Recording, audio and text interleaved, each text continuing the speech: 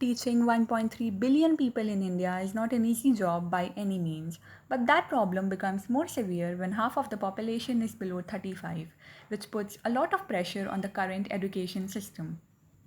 By definition, education means teaching, learning, and training in school to improve knowledge and develop skills. But if you are a student in India, you would be more familiar with this scenario.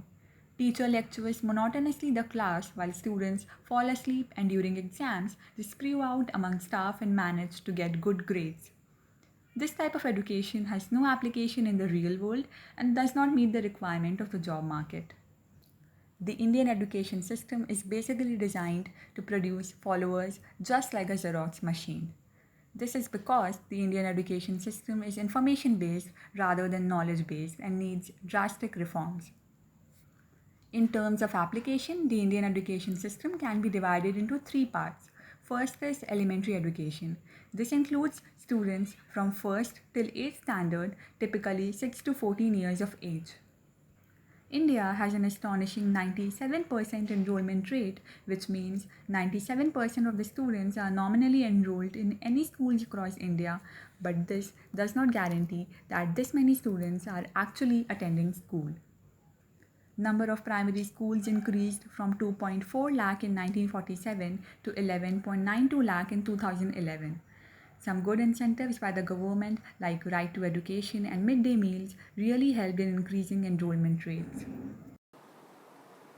The secondary education system includes students from 9th to 12th standard, typically 14 to 19 years of age. The number of secondary students increased from 15 lakh in 1947 to 482 lakh according to the 2011 census. Number of secondary schools increased from 7,400 in 1947 to 2.3 lakh in 2011.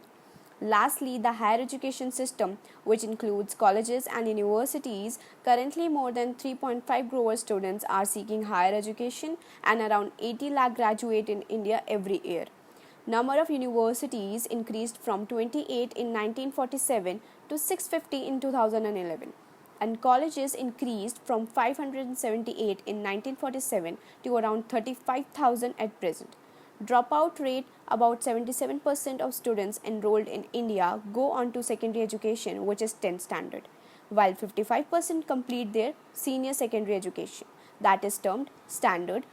Only 26% manage to complete their higher education. Sadly, only 1 out of 4 students complete higher education, which not only adversely affect the students' personal development but also the country's economy and development. If compared with other countries, 92.5% students graduating China and 75% in the USA. Literacy rate is the percentage of people in a country that have the ability to read and write in any language. India's overall literacy rate has grown from 20% in 1947 to 74% according to the 2011 census. Today, it stands at 80% compared to world literacy rate of 86%. Literacy rate also varies across states, like Kerala tops the chart at 93% and Mizoram at 92%, while in poor performing states, Bihar is consistent at 63% and Rajasthan at 67%. Student teacher ratio is another important factor in education. Student teacher ratio means number of students per teacher. India has 30 to 1, whereas China has 18. In France and Sweden, it is around 10. In Bihar, student teacher ratio in primary school is worse at 57%, while Uttar Pradesh has 45 and West Bengal at 39, with the exception of Andhra Pradesh at 25 to 1. Quality of education: despite the high overall enrollment rate for primary education, there was a survey in which among rural children of age 10, half could not read at basic level over, while 60% were unable to do division and Funding in India is only treated 4%, ranking 149 across all countries. Cuba tops the chart with 12.9% and Norway spend around 8%, which is around the world's average lack of infrastructure. With the above level of spending, what can you expect from the infrastructure? 56% of government schools in India don't have electricity. Almost 40% of schools don't have a boundary wall. In 2019, the School Education Department proposed to allocate 82,570 crores, but only 59,845 crores was allocated. 70% of what was promised, a total had been 2,613 projects were sanctioned in 2019, but only 3 had been completed in the first 9 months of the financial year.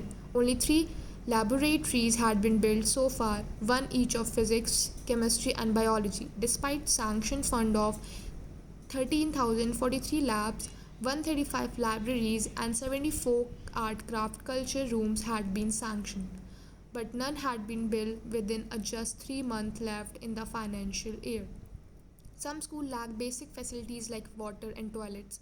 Well, we all know where the sanction money is going. No focus on sports personal development. Less than 57% of the school don't even have playgrounds. The Indian education system does not encourage and incentivize students to take up sports and extracurricular activities. India's total medal tally at the Olympics stands at 28 in 24 games so far, compared to countries like China and the USA, where won more Olympic medals and 2016 Olympics alone. Solution: if India wishes to become a global power one day, then it needs to efficiently use its young population and empower them. But it can only be done by educating the young so that they can contribute towards the economy of this growing nation. India needs to prove that quality of education so that it meets the requirement and needs of both the students and the market for that. India needs to make some drastic reform adaptation of technology in teaching like e-learning to reach the vast population. In remote places, more government spending, at least 6% of the GDP in education is required, which will improve the infrastructure and the quality of current education system. An inclusive education system which incorporates all the sectors of society, good quality of teachers into the system with proper training and test, as teachers are the heart of any education system. Let me know what you think about Indian education system and the reforms it requires.